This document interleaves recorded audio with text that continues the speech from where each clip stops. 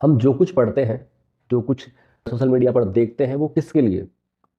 बाहरी नॉलेज पाने के लिए या बाहरी संसार को जानने के लिए। लेकिन हम खुद को कितना जानते हैं?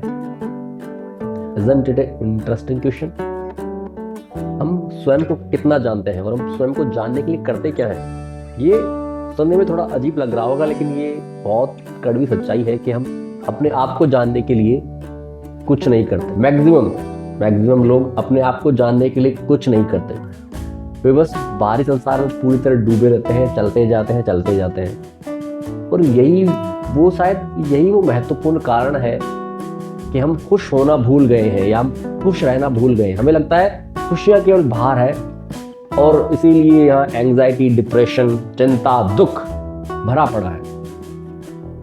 अगर हम कोशिश करें स्वयं को जानने की, अपने भीतर उतर पाए, तो हम जान पाए कि खुशियाँ यहाँ से शुरू होती है, वे हमारे भीतर ही हैं, आनंद हमारे भीतर ही है। तो ये मेरा सजेशन कह दीजिए, या मैं अपनी बात साझा कर रहा हूँ, अपनी समझ साझा कर रहा हूँ। मानना ना मानना वो आपके ऊपर है।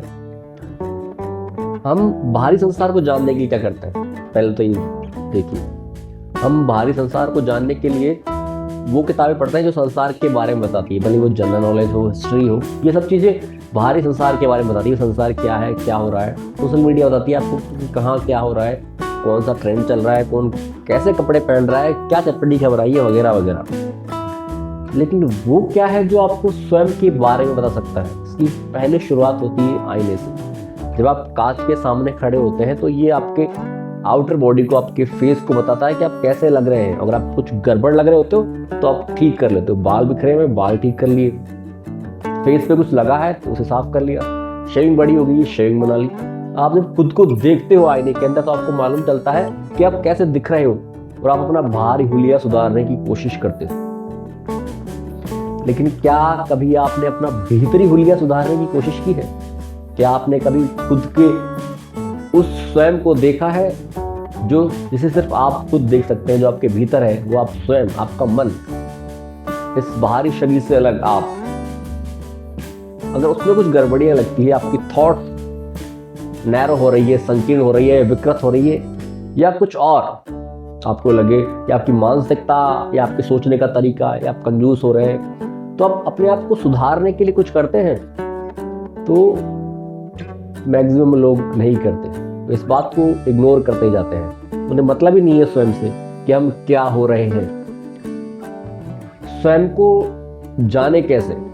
जब सवाल ये उठता है तो ये करूं क्या मैं, तो खुद को कैसे जानूं? चलो भैया, बाहर तो मैं सोशल मीडिया देख लेता हूँ, बहुत सारे ऐप हैं ऐसे जिनमें मैं देख के जान लेता हूँ कि बाहर क्या हो रहा है, क्या नहीं, पहले क्या हुआ था, क्या नहीं। लेकिन मैं खुद के बारे में कैसे जानूं?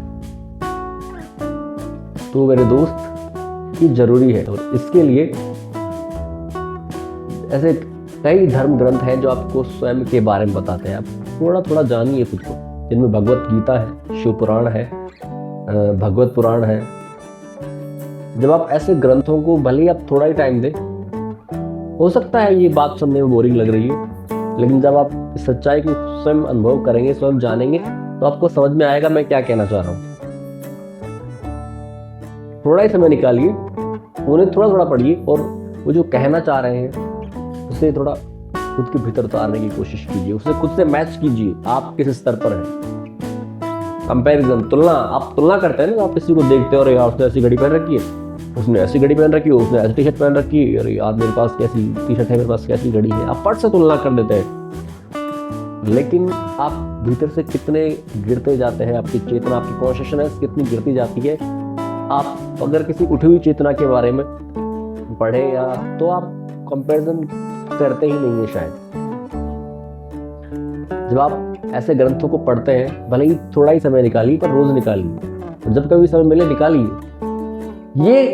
ये स्वार्थ का विषय है, ध्यान रखना। ये आपको अपने आप को फायदा देगा, ये किसी और को फायदा नहीं देने वाला। ये आपको लग रहा है मैं गीता जी पढ़ लूंगा या शिव पुराण पढ़ लूंगा तो भैया उसको फायदा हो जाएगा, वो कमा के खा लेगा, ऐसा नहीं है। ये आपके खुद के बारे में, इनमें वो नॉलेज है जो आपको थोड़ा सा भीतर उतारती है।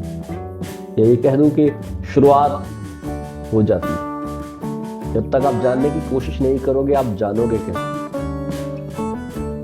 पहली चीज। और दूसरी चीज है ध्यान। इन चीजों को पढ़ने के साथ या इस प्रकार की बुक्स पढ़ने के साथ आप थोड़ा थोड़ा ध्यान की प्रैक्टिस कीजिए रोजाना। इससे ये होगा कि आपकी समझ थोड़ी सी स्पष्ट होती जाएगी धीरे धीरे।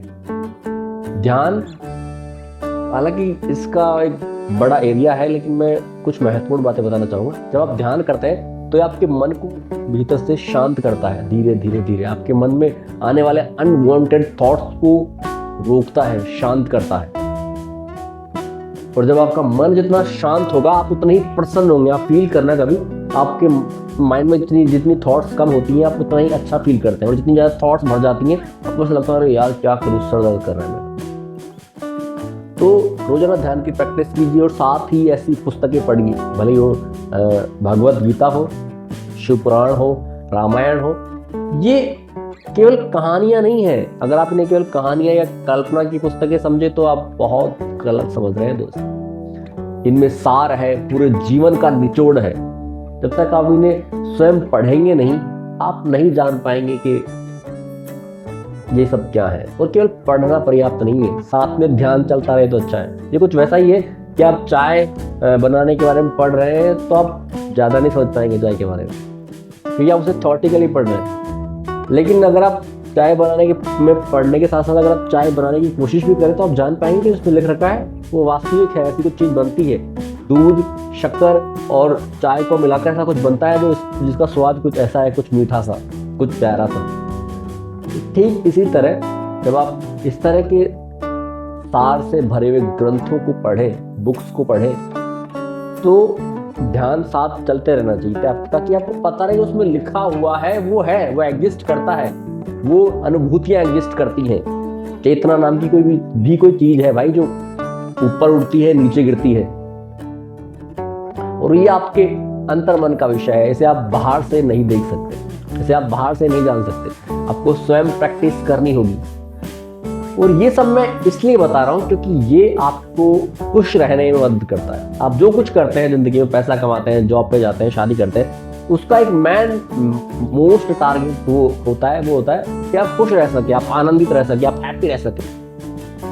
तो अगर ये सब चीजें पाने के बाद भी आप पाएं कि आप हैप्पी नहीं है तो, लेकिन अगर आप ये सब चीजें करते हैं, ध्यान करते हैं, अच्छी किताबें पढ़ते हैं, मंदिर जाते हैं, शिवालय में जाके बैठते हैं, तो ये चीज आपको अंदर से इंप्रूव करती है। आपका बेस्ट वर्जन निकल के बाहर आता है। आप निखरते हैं, आपकी कमियां धीरे धीरे धीरे दूर होती हैं और आप एक अच्छे इंसान या एक अपना बेस्ट वर्जन। यहाँ मैं ये नहीं कह रहा कि आप घंटों पूजा कीजिए या घंटों भजन भाव में डूबे रहिए। मुझे पता है ये चीजें आप अगर मैं कहूँगा तो भी आप नहीं करने वाले सिर्फ कहने से। आप खुद फील कीजिए, आप शुरुआत कीजिए, आपको समझ में आ जाएगा कि मैटर क्या है। केवल थ्योरेटिकल्स पढ़ना काफ़ी नहीं है।